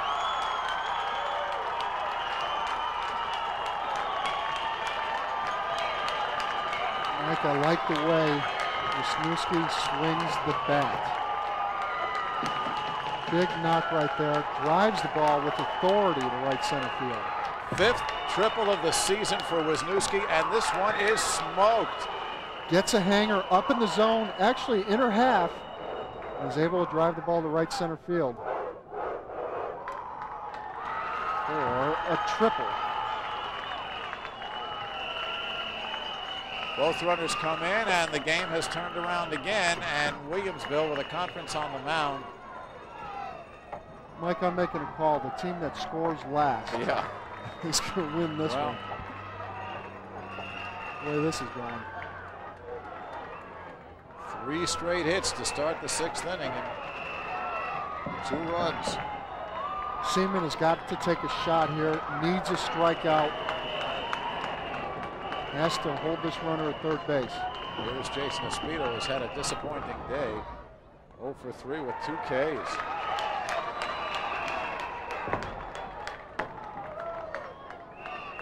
Espedo, we told you, the senior 4-year starter, played in this game as a freshman.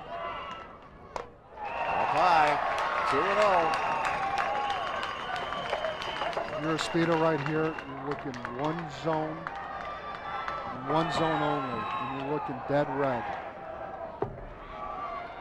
2-0 pitch, and this one is popped straight up to right. Oglesby lost in the lights. And here comes another run in.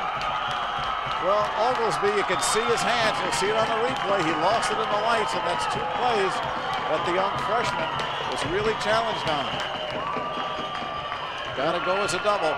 Mike, this game is unbelievable. You make changes, and the game finds you somehow. Well, that's the truth. Gets a good pitch to hit right there. Espedo just skies it to right field. It was off the end of the bat. He didn't get the power on it, and there he lost it. You can see it, Dave. Boy, once you lose it, you never get it back. I've never seen an outfielder recover and able to catch it. Here's Driscoll now. 8-6.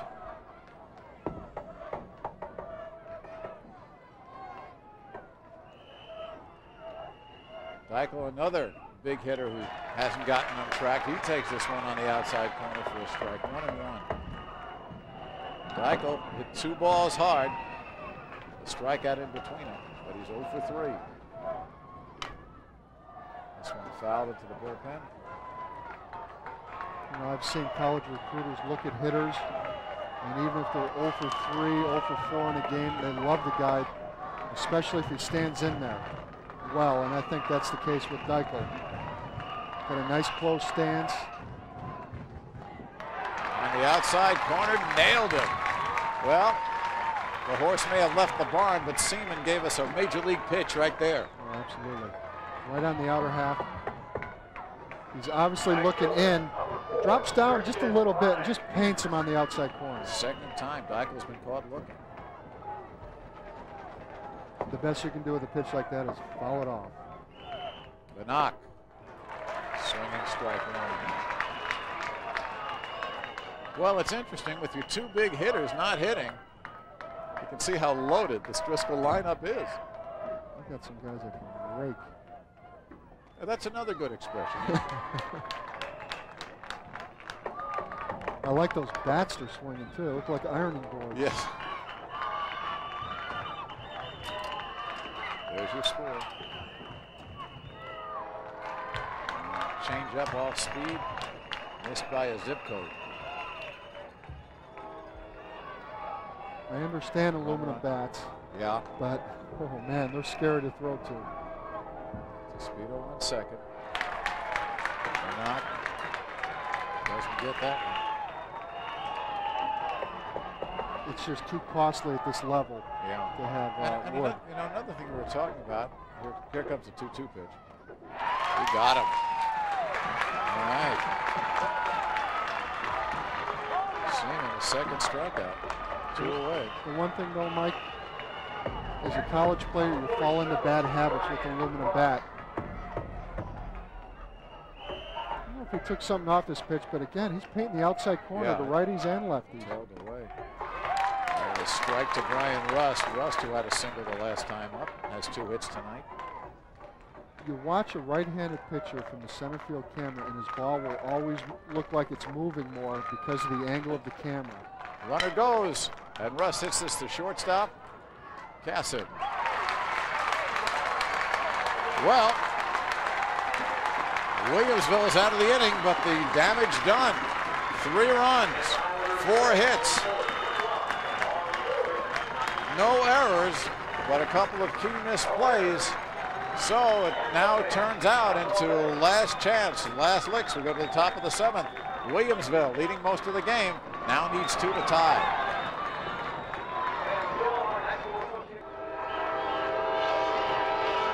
You hear the whistle blowing. Well, it may be taps for Williamsville, but the Bullets may have some in their chambers.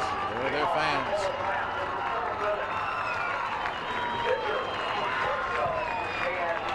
Well, there's Nick Wood.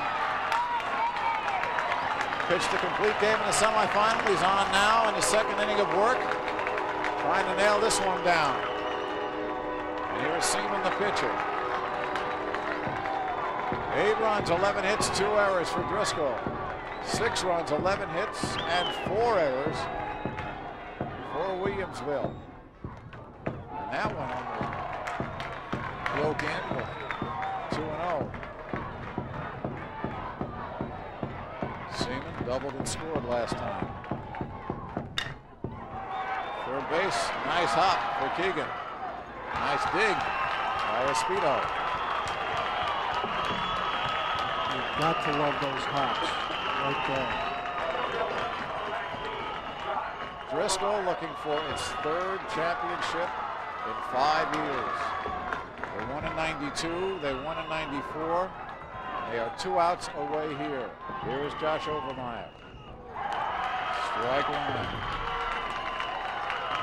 Overmeyer 0 for 3.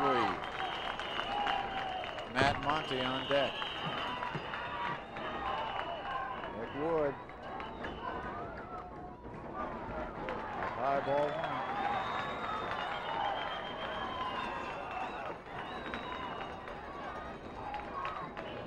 1. 1-1 pitch.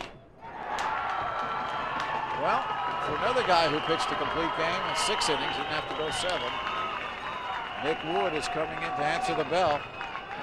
It looks like, Mike, that he's got a little more juice than some of these other pitchers tonight. 1-2. Right over the plate, he broke it through.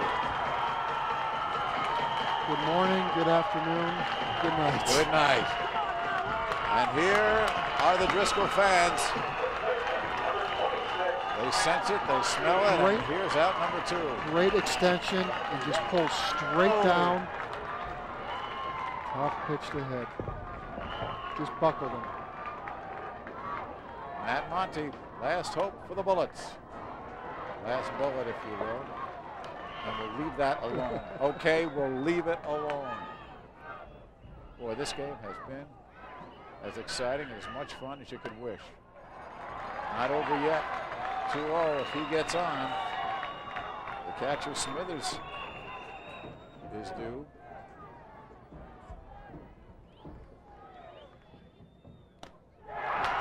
Two and 1. What a thrill it is for both teams to play in front of a large crowd like this. Everybody's on their feet, except for the people right behind home plate, Mike. Thankfully. Everybody else is. 2-1 pitch. Popped it back right to us. Oh, geez, Dave, you're a pitcher. Yeah.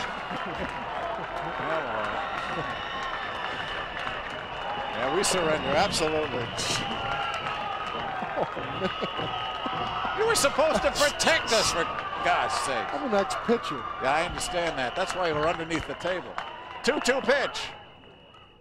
Just got the piece. Matt Monty trying to hang in there for his team. The state championship at stake. Williamsville at bat, trailing by 2-8 to 6. Nick Wood looking to end it right here.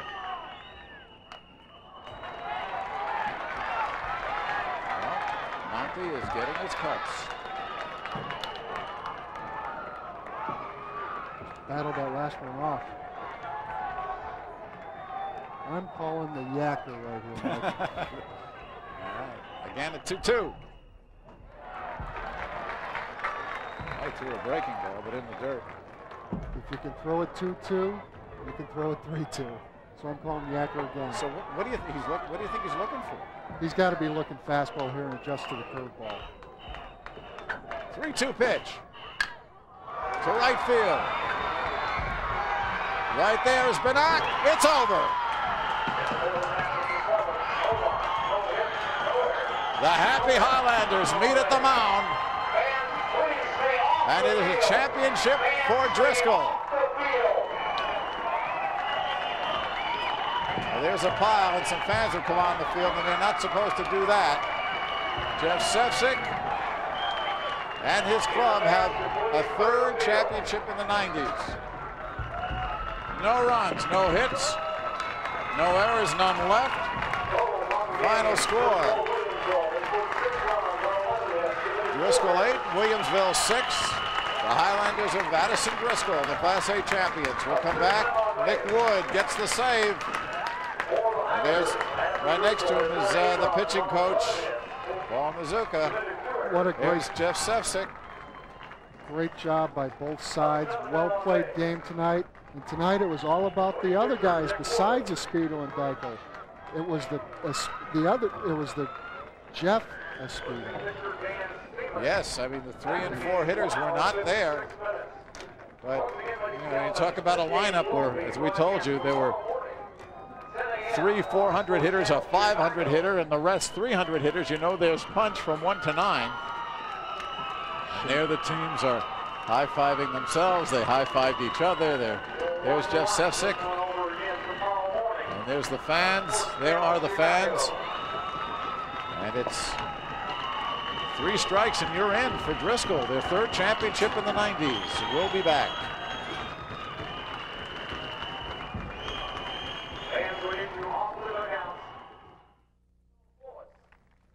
Well, here's our Pepsi play of the game. It came in the 6th inning, and Mike Wisniewski was up, and he sent this one to the wall.